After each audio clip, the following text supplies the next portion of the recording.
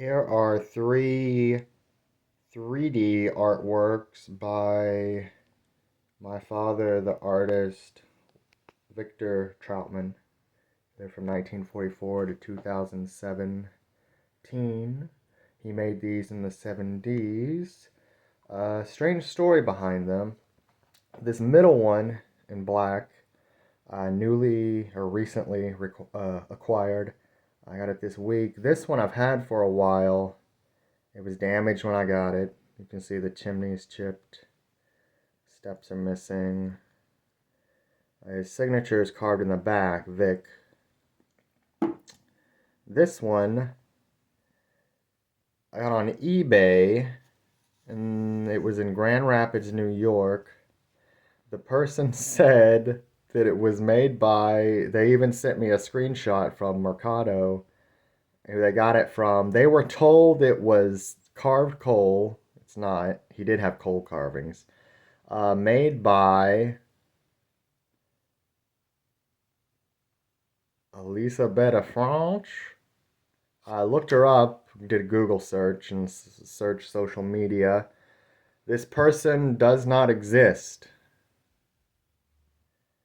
But if you add an I to their last name, it's a fashion designer based in Bologna, Italy. So someone got had, and this is how you do a psyop. You always support with truth. You want to blend lies with truth so that you can't distinguish which is which. And they chose this name because if you add an I to it, it's an Italian designer out of Bologna, Italy, and that's what they were selling, Bologna. This is a replica. You can see the seam. Hopefully this will show up on camera. It probably won't. But you can see the crease right through this rock and onto the ground. And on the roof, you can even see, it probably won't focus, but there's bubbles on it from, it's in a mold. You pour it like that, and the air rises, and you get all these bubbles trapped down there. Some amateur replicated it, and was saying it was made by some Italian fashion designer that carves coal in Kentucky. BS. They've never even been to Kentucky. See, his signature is filled with paint. They tried to hide it. I can tell that his signature is still on it. Right there on this one, it's obvious. But then in this replica, they hid it and said it's by someone else. Why they do that, I don't know. This is not the first time this has happened to my father at Victor Troutman's works. This is the first 3D artwork of his that I know that this has happened to, but this has happened to several of his paintings. Other artists have this ego about them, and they think they own the color red or they invented blue. It's like musicians. You don't own the key of C. You didn't invent the G chord. So he really didn't have that sort of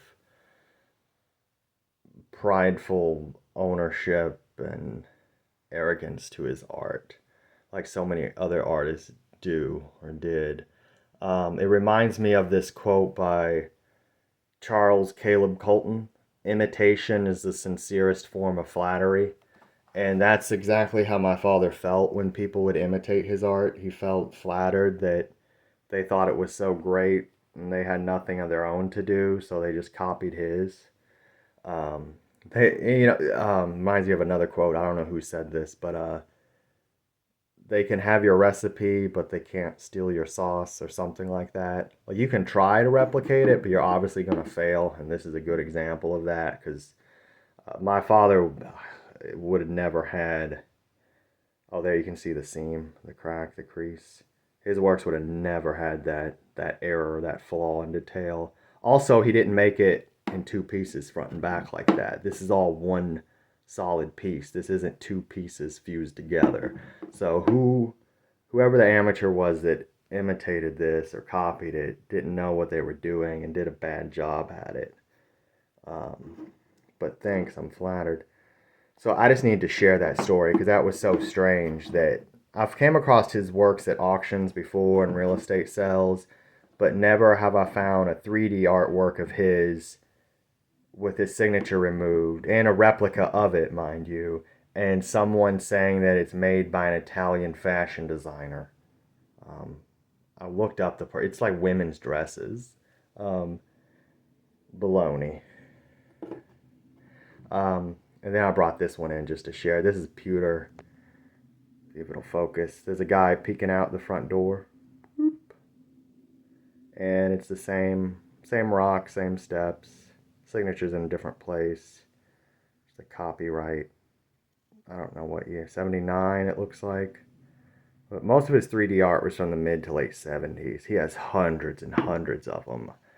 And they're all over the place. I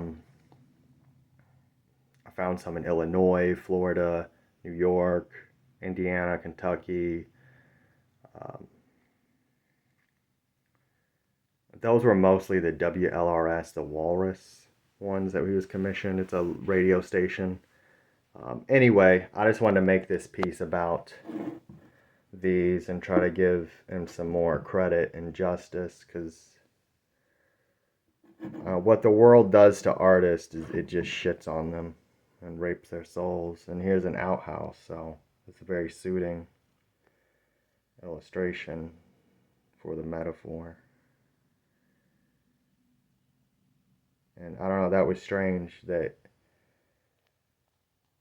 I don't know if it's an example of novelty theory, if you're familiar with that. Why would a piece on Dad's work be in New York claiming that it's made by an Italian fashion designer who apparently used to carve coal in Kentucky? This isn't even made of coal. It's just a mold they painted black and took away the signature. But I just needed to share that. I'm glad I found it though, because it's whole and complete, and mine is chipped away. And there's this strange story behind it that I don't quite understand. But it did give me a great idea, because so many people have imitated and stolen my father's work in his lifetime and after death. He left behind a lot of unfinished artworks and drawings and sketches for paintings that he never got around to, like preliminary drawings, that I would love to give a drawing to an artist, a group art exhibition. Each artist gets a different drawing of my father's that's unfinished, that he never made into a painting, and we'll title the exhibit Unfinished Business, and everybody just makes it in their own way. I've done that with some of his artworks. It's a way to kind of collaborate with him, because sometimes we would make art pieces together. There's a lot of paintings out there people think are his that are really mine. I don't want to say too much more about that, but it's an inside joke, I guess. So let me know if you want to be a part of that group exhibit, or if you have a venue of how to. I don't know how to go about this yet, but I think it's a good idea, and it's inspired by this cheap knockoff, this fraud. Oh, excuse me.